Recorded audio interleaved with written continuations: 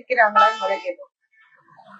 அதாவது படிச்ச பிள்ளைங்க ஸ்கூலுக்கு போற பிள்ளைங்களுக்கு சைக்கிள் மடிக்கணனை கொடுத்துட்டு இருந்ததை நிப்பாட்டினார். கருவுற்ற தாய்மார்களுக்கு சத்துணவை கொடுத்துட்டு இருந்ததை நிப்பாட்டினார். குழந்தை பிறந்த பிறகு கொடுக்கக்கூடிய கிட்ட வர்த்தி இல்லாம கொடுத்துட்டு இருக்காரு. ஊட்டச்சத்து 16 வயசு இளம் பிள்ளைங்களுக்கு ஸ்கூலுக்கு வந்து கொடுத்துட்டு இருக்கிறத நிப்பாட்டினார். பயிர் வகைகள், பாதாம் அதெல்லாம் வந்துட்டு நிப்பாட்டினார். குழந்தைங்க பிறந்ததுக்கு அப்புறம் தாய்மார்களுக்கு ஊட்டச்சத்தை நிப்பாட்டினார்.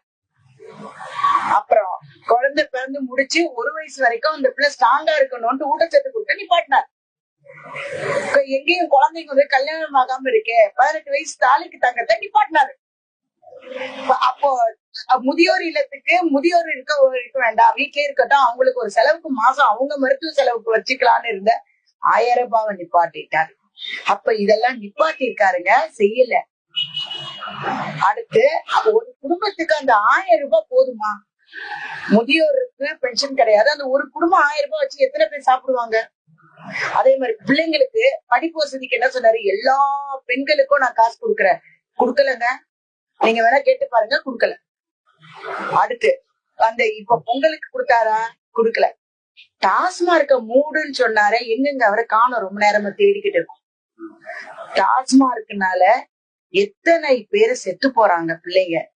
இன்னொன்னு, கஞ்சா பெருகி இருக்குங்க.